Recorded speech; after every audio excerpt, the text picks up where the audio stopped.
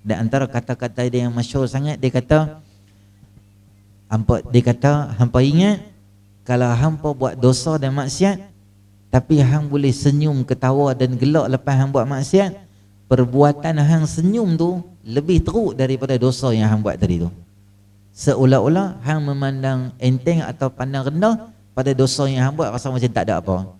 Dan kalau saat ketika hang sedih, kalau hang tak boleh buat dosa, ada satu-satu dosa dan maksiat yang hang tak boleh buat, hang rasa sedih sangat sebab hang tak boleh buat dosa, kesedihan tu lebih teruk daripada dosa yang hang buat tu.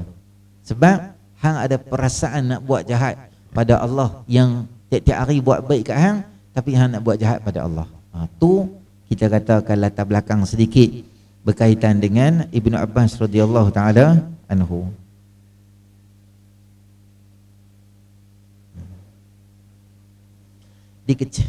Dia kecil, dia masuk dalam majlis Saidina Umar, orang semua tanya, sebab apa budak-budak semua bawa masuk dalam majlis orang besar?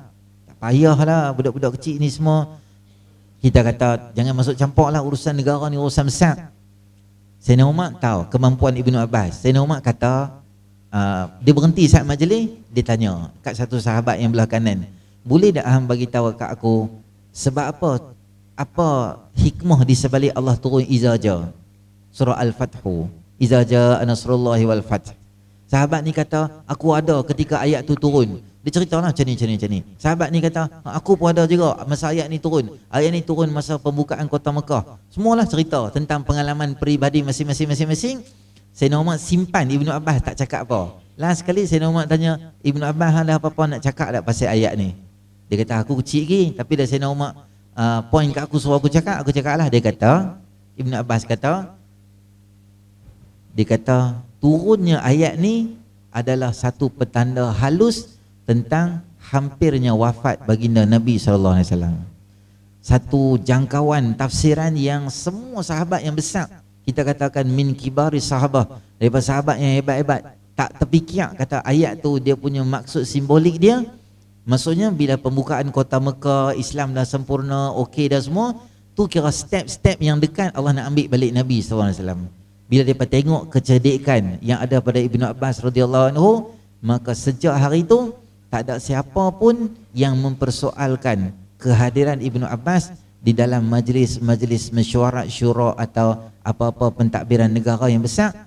Tak ada siapa bersoal, sebab dia tahu kemampuan dia tu adalah orang yang bijaksana dan cerdik. Yu'til hikmata man yasha wa man yu'til hikmata faqad utiya khairan katsira. Hikmah Allah bagi kepada siapa sahaja yang Allah Subhanahu Wa Taala suka, dan siapa yang Allah bagi hikmah, maka Allah bagi kat dia kebaikan yang sangat banyak.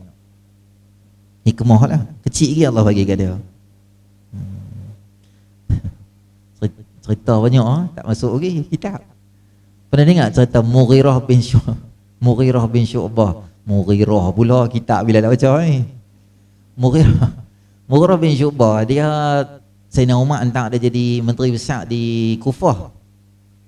Tapi orang Kufah ni tak apa minat kat dia. Dia reka cerita macam-macam lah, kata dia semayang lambat lah, apalah, panjang lah apa. Dia reka macam-macam cerita yang tak elok kat dia, sehingga Sayyidina Umar ni menangguhkan, kata hang tunggu Ustaz dulu, bagi settle, bagi tenang, nanti aku cek. Tapi Said Kufah ni dia tak puas hati kat Mughirah. Dia kata kalau kita biar, kita tak simen dia ni, nanti Sayyidina Umar nanti lantik dia balik jadi khalifah, kita jadi payah sana, kita raplah. Lah kita reka satu cerita. Reka apa? Dia pakat-pakat.